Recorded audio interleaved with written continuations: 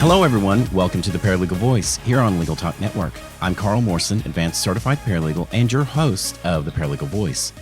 Before we start today's show, we would like to thank our sponsor, NALA. NALA is a professional association for paralegals providing continuing education, voluntary certification, and professional development programs.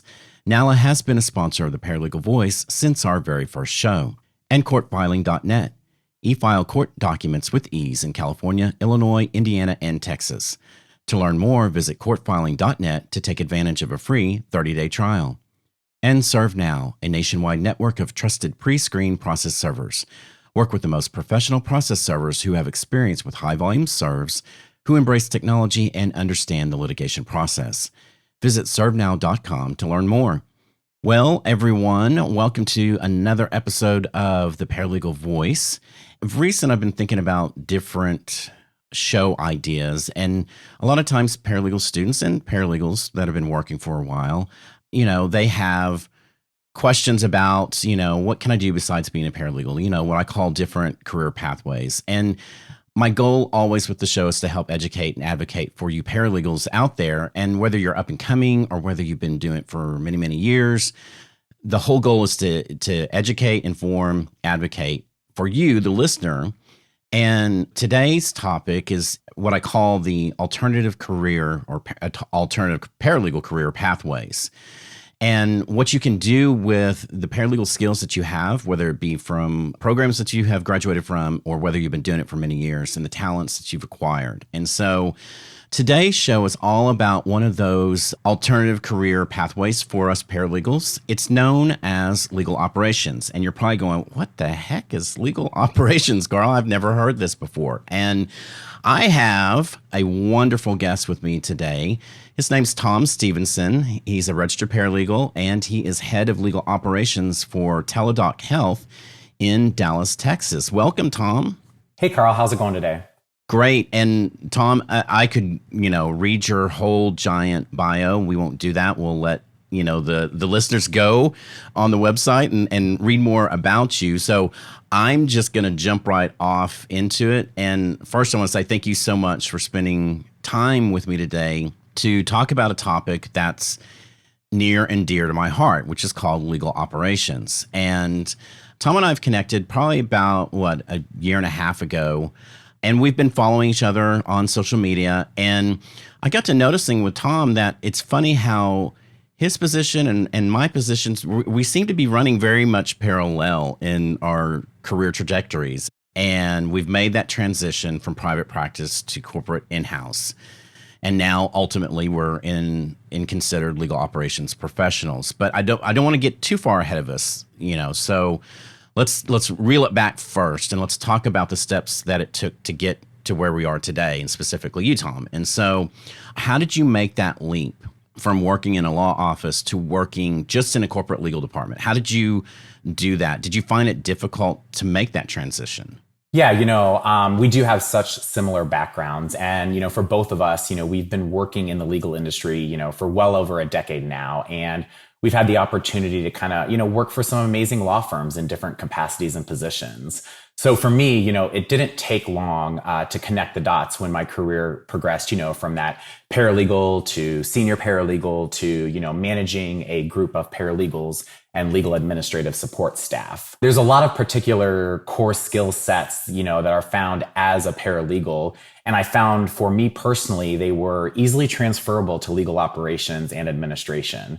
So when I shifted from assisting attorneys in the delivery of legal services to overseeing non-attorney staff to facilitate, really what I think is efficient operations of a law firm, I quickly realized that, I already was in that role, transitioning from working in a law office to working in a corporate legal department, but without the actual legal corporate department itself. In my position, in various law firm administration positions, those duties of managing, the day-to-day operations, of a firm, participating, in the strategic planning process, identifying, short and long-term organizational goals, working with HR, all of these are really part of what I think are core legal operations processes, and ultimately really define the functional areas that most in-house legal departments, take in that administration and really do transcend pretty easily to working into a corporate legal department. So for me personally, I don't think that the transition was difficult. But one thing I did notice is that I had to fine tune my duties to demonstrate those skills necessary to succeed. So, we kind of have, both you and I, the same skill sets, and they may be called or performed differently depending upon whether we were, in private practice or now we are in-house. Exactly right. And for those that may be new listeners that don't know much about my background either, it very similar to Tom here. Really looking at and honing in on the skills that I already had and fine-tuning those respective skills.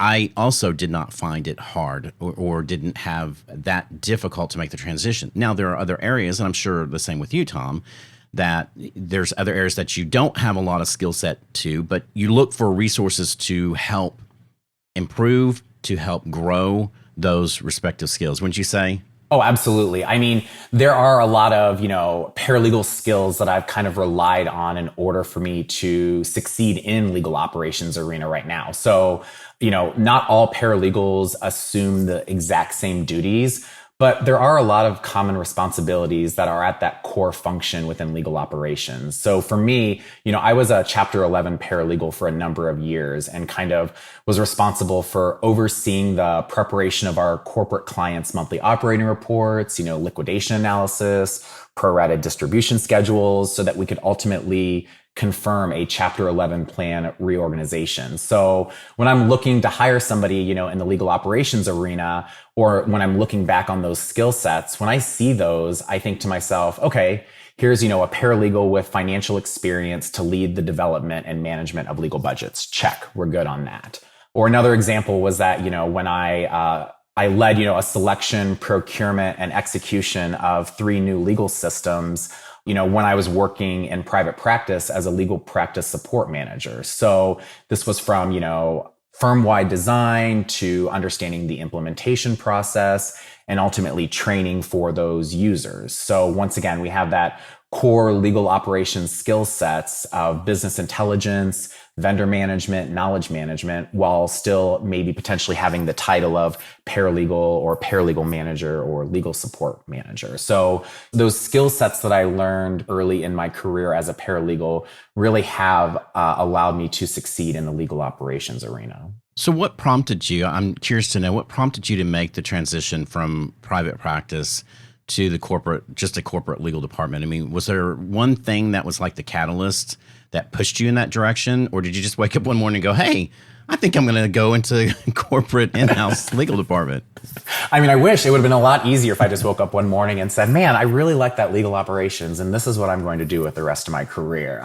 But I've always been very tech savvy and kind of programmed to think outside of the box. So when I first kind of discovered the intersection of law and technology while working as a legal technology consultant, I realized early on that technology does play a very important role within legal departments. It's cost savings, it's efficiency, it's better and faster data analytics, it's making clear decision makings, the list goes on and on. So I think for me, that catalyst to jump from private practice to corporate in-house really was predicated on trying to make sure that there was a path within legal operations for those that come from a long history of working, as a paralegal in the legal industry or, legal support staff. So much like you, I'm very active within the paralegal profession and kind of believe that there are many opportunities within legal operations for those like us. And so I kind of wanted to make sure that I was at that forefront for that charge. So having the drive and the ambition to wanting to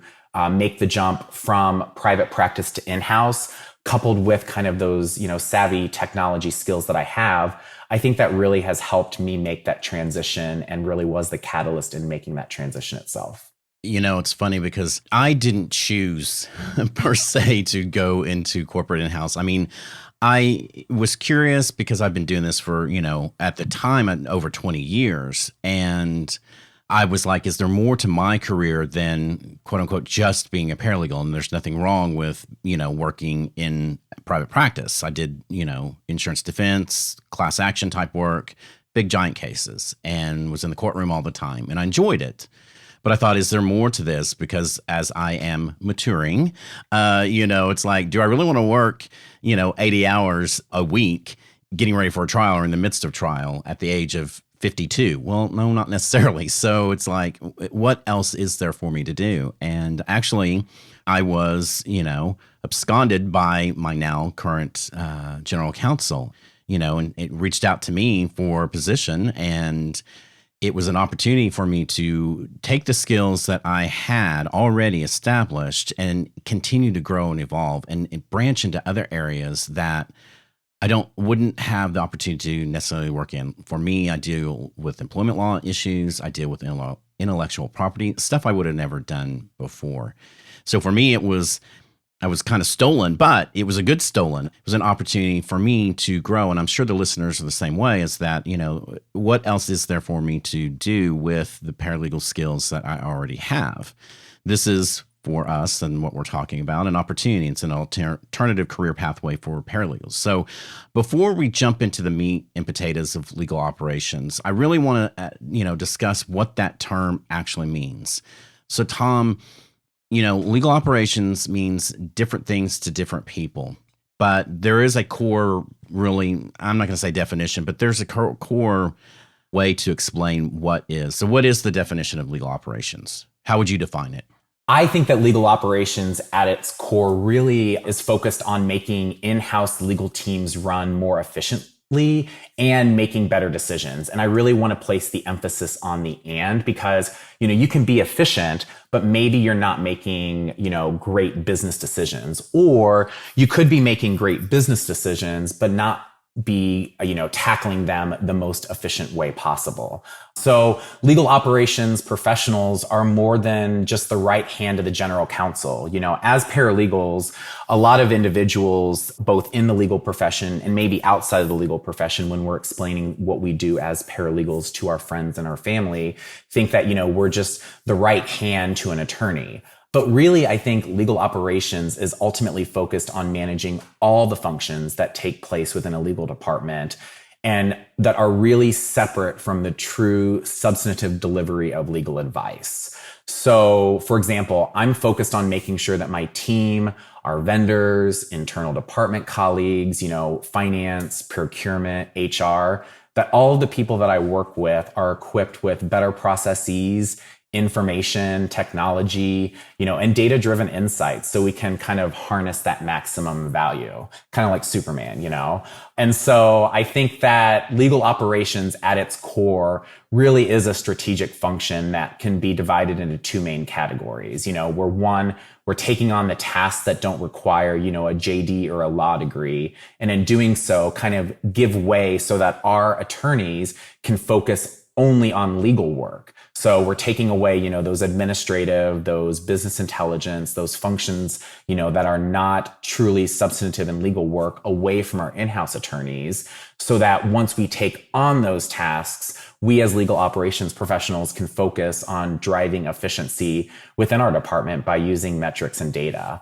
I know that, CLOC, for those who may not, are not familiar with CLOC is the Corporate Legal Operations Consortium, and they have 12 different functions that they think are critical in enabling, organizations and in-house legal departments to think differently about, the way that each legal department grows, where their priorities are, where their objectives are, where their opportunities are. And those 12, the core 12, I think, is really important in helping define legal operations. And so for those that aren't familiar, the 12 core are business intelligence, financial management, firm and vendor management, information governance, knowledge management, organization optimization and health, practice operations, project and program management, service delivery models, strategic planning, technology, and then finally training and development. And I'm sure that you feel the same way, but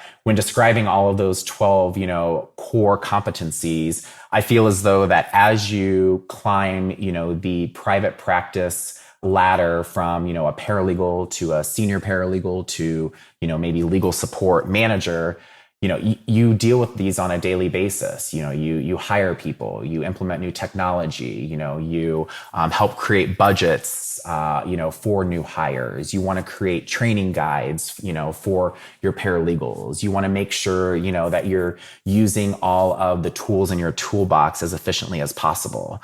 And so what you're doing is you're taking the skills that you've accumulated and amassed over the years, and you're just moving it from private practice to in-house now with a larger emphasis, and more of a reach.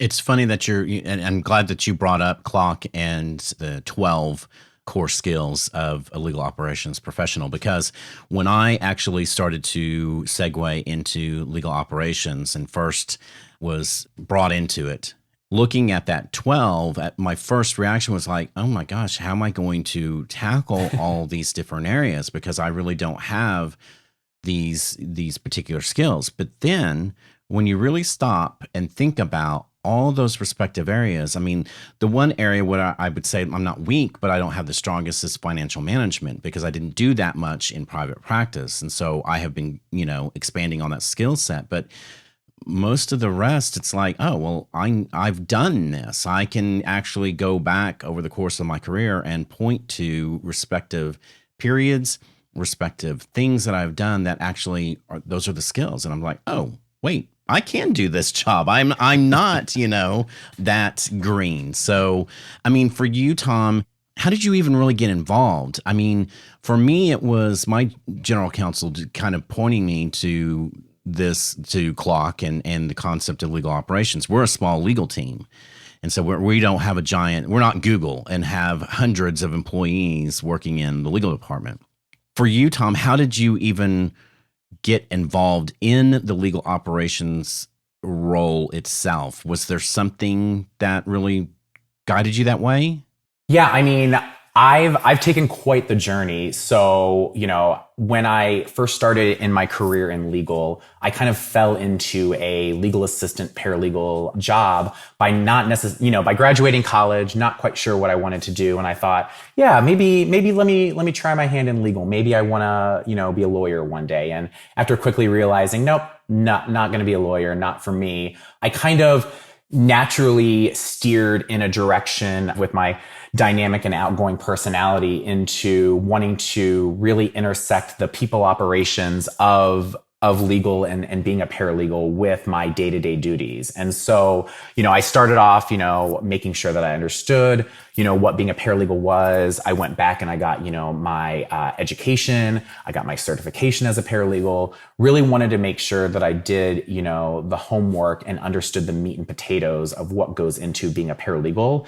And then after that, it was harnessing, my personality and my skill sets to be able to teach and train and educate others. And so moving from paralegal to senior paralegal and senior paralegal to managing a group of paralegals, I quickly realized that at times there's a little bit of a ceiling that you can hit in private practice at that level. You can be a, legal, law firm admin, you can be a, managing a group of paralegals, but I was kind of looking for a little bit more. And I always thought, man, it'd be really nice to work for one of those fun, cushy in-house companies in legal operations.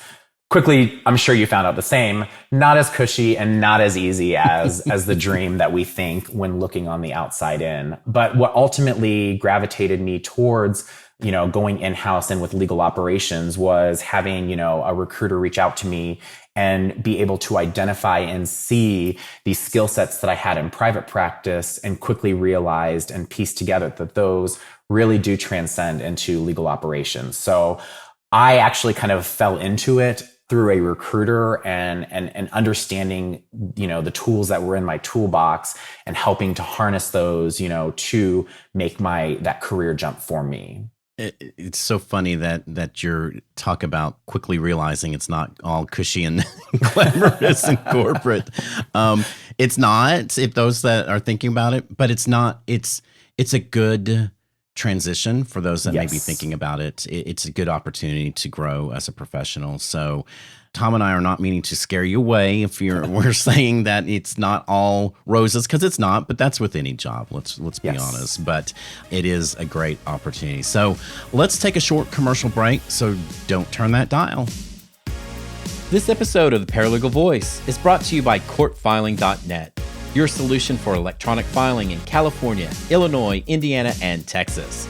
Courtfiling.net provides a better e-filing experience so you can spend more time helping clients.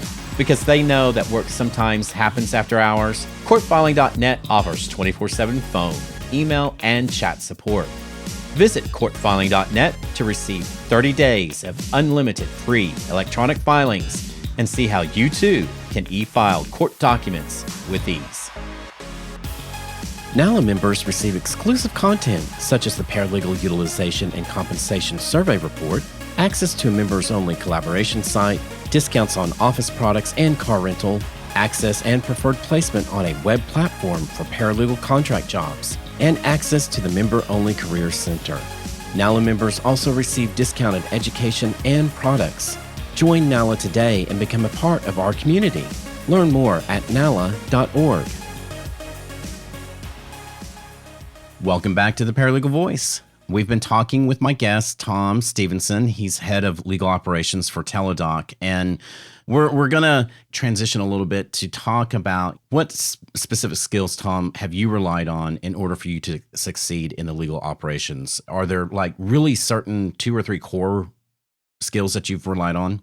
Yeah, I think that for me, it has been about taking and harnessing, that strong attention to detail that we're taught as paralegals and making sure that that attention to details is applied throughout all of legal operations. So as we talked about earlier with the core 12, you'll have, a financial management. So you want to make sure that the projections and the budgets and the forecasting that you are giving to, different business units has that same, strong attention to detail. We are taught as paralegals also, to kind of closely proofread our emails as though that they will be, read in court. And so for me, I think being able to take that precision to detail transcends and is easily, transferable into legal operations roles. You're exactly right. I mean, we're really project managers, and you don't realize it when you're doing it because you're managing a case and you're, taking a case from inception to,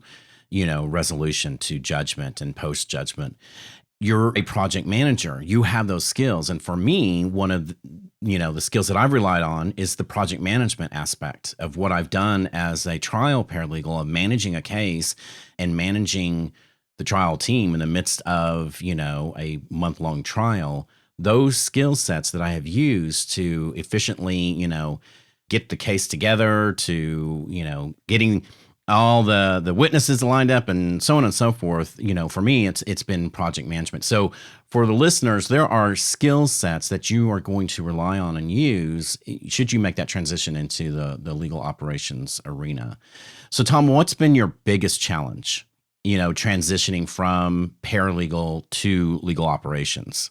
I think that the strongest skill set that I have is also my greatest weakness. And so once again, I'm talking about that attention to details. So sometimes I have a tendency to turn that into perfectionism, So the way that I communicate, by trying to get across a clear, concise way, sometimes I can fiddle with, the layout of a presentation to ensure that it's perfect. And the next thing I'm presenting, a 9 or 10 slide deck to our CFO, and I've spent 4 or 5 hours on it, And so I've definitely learned to successfully budget my time and gauge which tasks required and really do actually benefit from that level of precision. So where, before as a paralegal, we're taught that, every I needs to be dotted, every T needs to be crossed. It's the same is still applicable in legal operations, but you just can't spend your entire time working on that perfectionism. And so for me, that's been the biggest challenge for me as I transitioned from paralegal to legal operations. So what would you recommend to a paralegal who really wants to go into legal operations, managing a legal department, managing the processes? helping streamline things like that. How can they make that leap? How's it done? Yeah, I mean, I think that it's about really harnessing the underground paralegal network to show that, that we are capable of transitioning from paralegal to legal operations. We may not come from, a typical MBA, educational standpoint that you'll see in a lot of individuals who are in a generic operations role. And we're not, attorneys as well either. But as paralegals, we have historically been responsible for administrating, important processes in law firms and legal departments. And we've often at times leveraged technology to do so. So I think that transition, is the same way whether we were looking to, advance our paralegal career and move up in that, or if we're looking to, move from being a paralegal into legal operations. So, I try and attend 1 to 2 legal operations conferences a year. And now that I have, been going to them and making that network and that connection, I've been trying to add a few speaking engagements as well. And then another thing is I think as somebody who in legal operations, I'm constantly watching my outside counsel spend. I believe that same networking with vendors can also lead to savings. And so, I'm also at the same time, listening to the podcast, joining your local paralegal association, or attending NALA's conference. I think that there are ways that you can harness that leap by really utilizing your network and making sure that you build it just as though you would for your paralegal career. And for the listeners, understand that there are other career pathways, this being legal operations. And Tom and I are paralegals. That's our, experience. That's our background. That's our education. And so don't think that you can't make that leap and that transition, because you can. You do have the skill sets. It's a lot also, and Tom, you can probably agree with me that it's determining your self-worth and understanding that, hey, I can't do this job. I do have the skill sets in order to do it. And some paralegals, actually, that's their second career. They were in, accounting or HR before they transitioned into becoming a paralegal. Heck, you've really got a leg up because you're very strong in that. Am I right? Yeah. I mean, as I shifted from, that managing paralegals, to now where I am at an operational level, I had to make sure that I didn't lose sight of what I thought were my successful paralegal principles, So for me now, it's, if I don't know something or I need some more time to think about it, in private practice, I would at times, rush to get the answer as quick as possible or run down to another attorney's office and try and get it as quick as possible. But now I'm trying to let that simple, let me think about it, turn into analyzing the details or objectives or what time and money would be committed to it before responding to it. So, I'm really trying to make sure that I never lose sight or lose track of those core paralegal competencies that have been built into us for so long, but really harness those and tap into those resources to make sure that I'm successful in legal operations. Yeah, it's just a matter of stepping back and looking at and understanding there's all sorts of resources out there to help you succeed in legal ops. Tom, you can probably agree with me, but the Corporate Legal Operations Consortium, CLOC.org, is a great resource if you just want to get more information about legal operations as a whole. Wouldn't you agree? Oh, absolutely. One of the things that I have utilized the most as a member of CLOC is they have a tools and resource section that not only, breaks down each of the 12 core overviews, but it also, it's a community resource. And so people are all the time asking for, hey, I need a budget template for next year. Or, hey, does anybody have, a project plan in implementing X, Y, or Z? And so, much like you and I have connected outside and used, both our profession and our personalities to kind of bounce ideas off of each other, the same goes for having that connection with CLOC. And so I think it truly is one of the essential starters that if you are looking to make that transition from paralegal to legal operations, definitely look at CLOC. And I think it's well worth the investment. Okay. So, like I said, we can keep going all day on all this. day, right? So before we sign off, I always have my fun question. So I was internet stalking you, and because I didn't realize this until I discovered this. So, by the way, Tom and I are going to be at a conference that's in September, right? That we're September, October, yeah. The Concero, it's a legal operations group, and so I'm going to really grill you on this when I see you. But for this show, I got to know. So I understand you're a college sports fanatic and a craft beer aficionado. So I am. I gotta know what's your favorite college sports team, and when you're watching your favorite, what craft beer are you drinking? So I'm originally from Ohio, and as I'm sure that you know, people who live in Ohio and love everything about Ohio. So I'm from Dayton originally. So I grew up watching the Dayton Flyers and have always been very heavily into college basketball. I also think, weirdly, not to go back to legal operations, but that data and everything that you use, that's just naturally who I am. So I like to look at metrics of college basketball and follow Ken Pom and things like that. So college sports is definitely Dayton Flyers or Ohio State. And as far as craft beer is concerned, actually one of my best friends that I've known for years and years, his family actually owns a brewery in outside of Chicago called Pollyanna.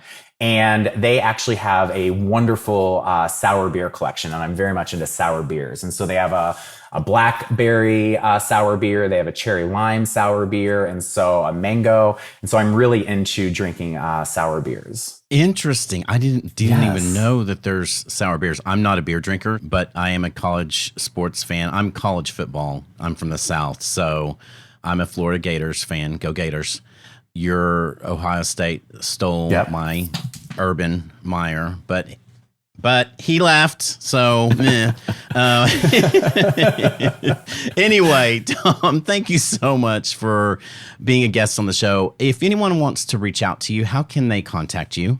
My email address is T as in Tom, and then my last name Stephenson, STEPHENSON, the number 1 @gmail.com, as well as finding me on LinkedIn, Tom Stephenson, head of legal operations at Teladoc.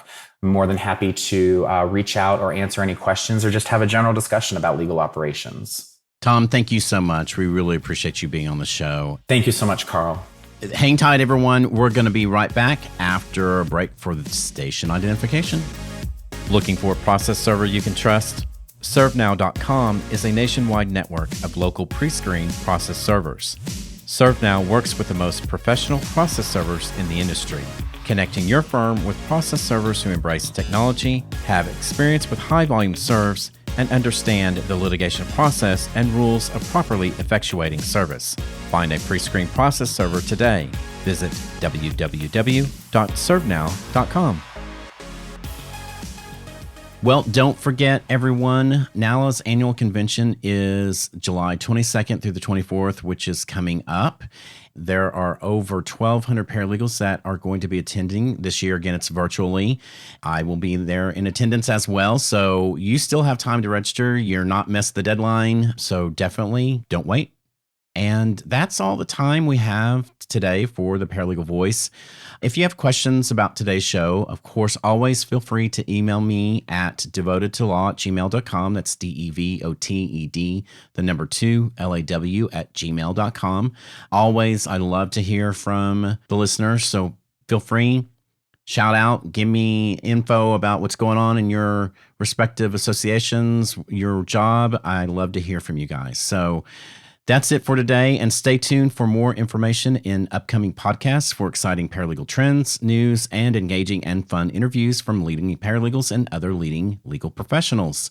Thank you for listening to The Paralegal Voice, produced by broadcast professionals at Legal Talk Network.